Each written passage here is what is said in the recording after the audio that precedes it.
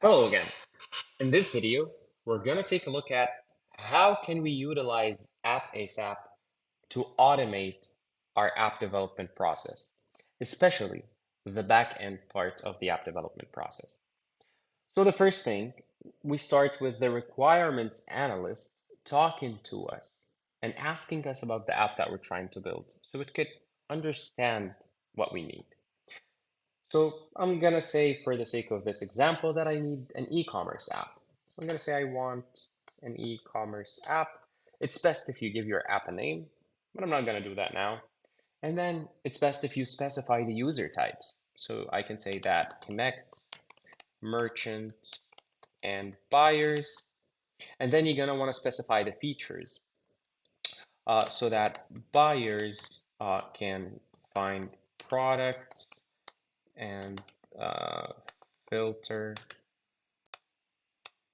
that's a typo, and filter them by category, um, search through them,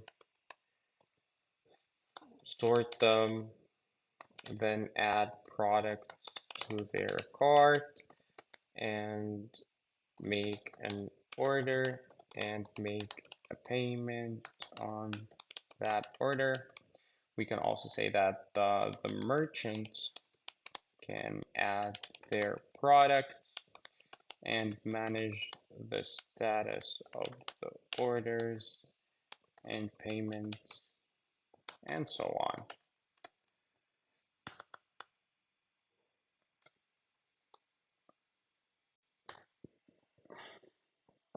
So now it's going to assume the persona of an industry expert in e-commerce, and it's going to start analyzing our requirements and asking us a few questions about it. Will the app support multiple categories for products? Yes, of course.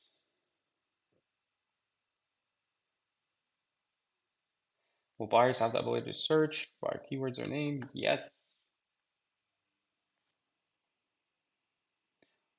Yes.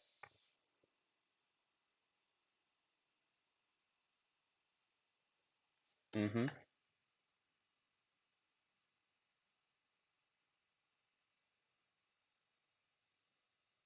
Mm-hmm.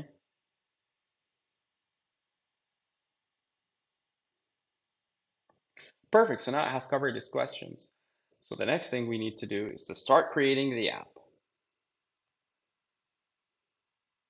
It's going to take a few minutes. So let me pause and show you once it's done. So there we go. It has created our app.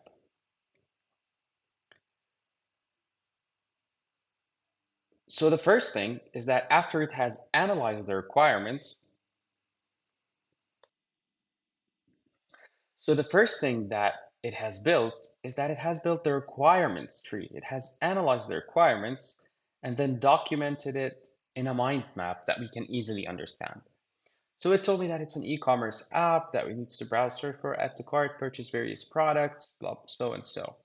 And then it divided that into features. So browse products, search products, add to cart, proceed to checkout, track orders, product input, payment processing, order status updates. That makes sense. It seems like it has understood the assignment. And now for each feature, it gives us the steps that we need to satisfy that requirement. So browse products means that we need to get all product categories.